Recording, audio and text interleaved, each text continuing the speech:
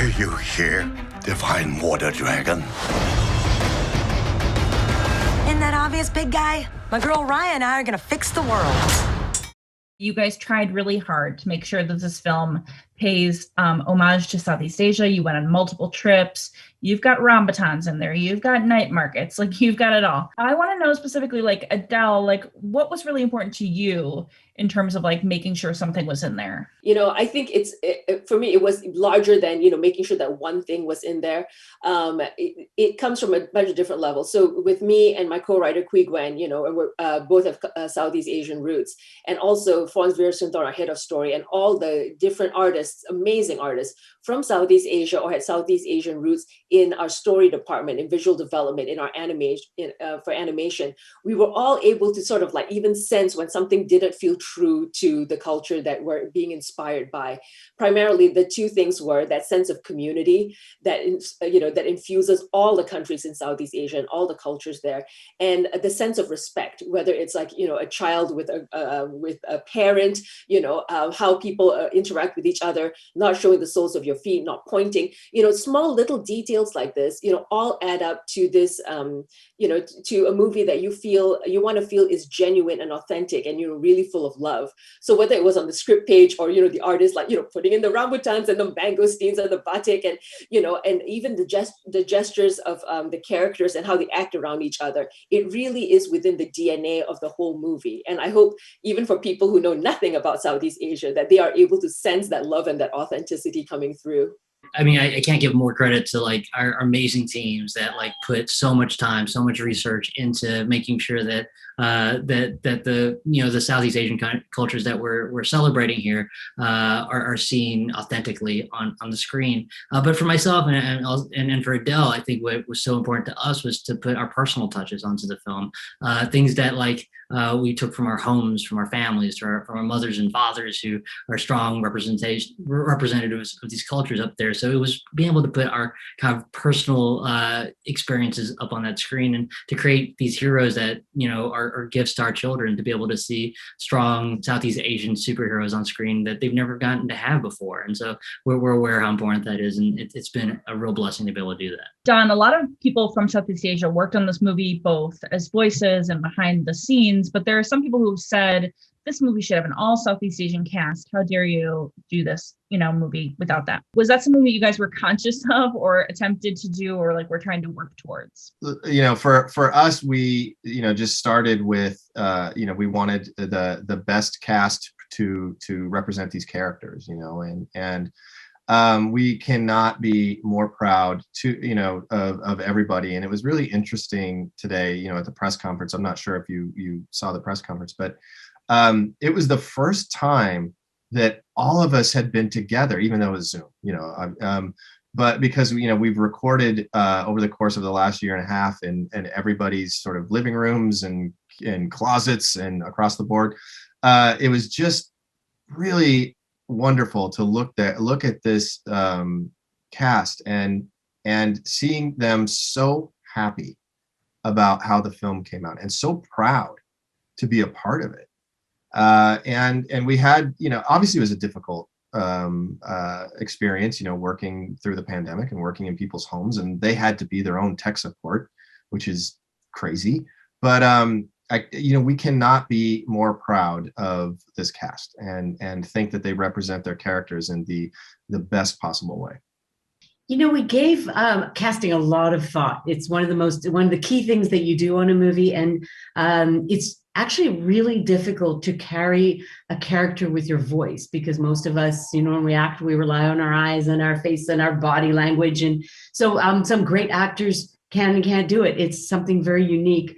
And so with each character, we thought very deeply. We auditioned a lot of people. We talked to a lot of people. We met with a lot of people. And we honestly feel like we landed on like the dream cast. Like every single actor really embodies something important about the character that they're conveying. So I think that what this cast feels like is what the movie feels like, which is this kind of coming together to kind of embrace a greater goal. So I could not be happier with the cast. It's really a dream cast. Adele, the film's message is certainly like one of togetherness or sort of inclusion rather than fighting and exclusion. And there are certainly, I mean, it feels like there are some direct lines sort of to be drawn to American culture today. Is that sort of how you feel about the world at large? Like, can't we all just get along? You know, it was deeply personal for all the filmmakers when we started out on this, you know, wanting to tell a story, even though Kumandra is entirely fictional, that fictional land and the troubles they face are reflected in the real world we live in today. And the inspiration being, you know, from Southeast Asia, you know, worked so well because even the country I grew up in, Malaysia, historically for hundreds of years, there's so many different races, cultures, religions, you know, excuses for us to view each other as the enemy, to pit one group against the other. But when you look at truly what's transcendent about our culture, whether it's the arts or like our amazing food, it is because of all these differences, you know, that we come together to make something wonderful and, you know, transcendent, something we did not have before. And it was very important for us to show that, you know, the journey that Raya goes on is also, you know, equally realistic, that her troubles and the troubles of the world are not going to be solved by waking up one mystical, magical dragon. It takes the very hard work of reaching out and pulling people together.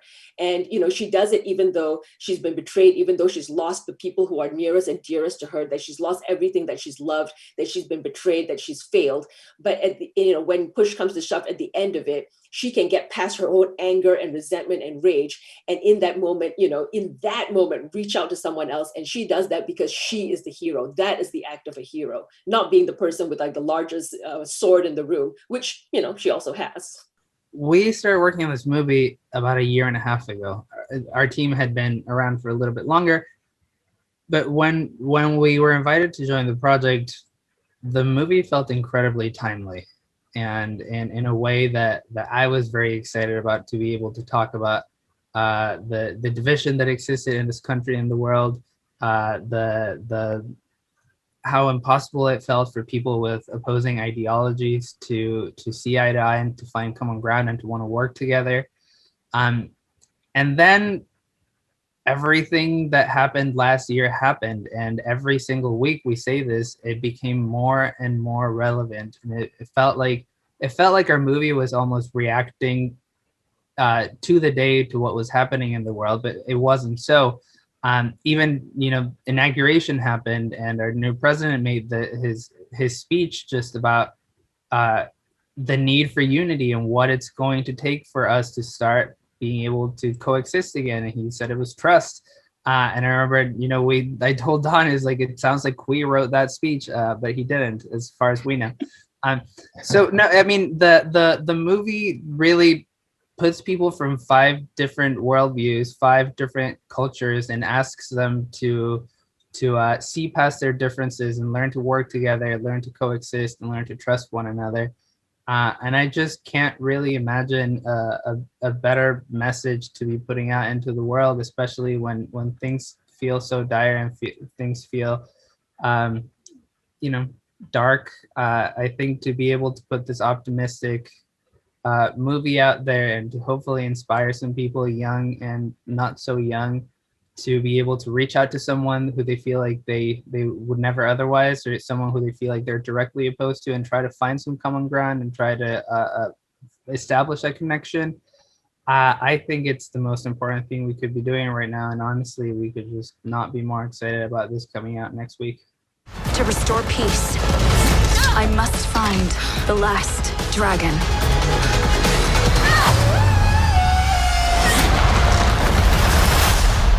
My name is Raya.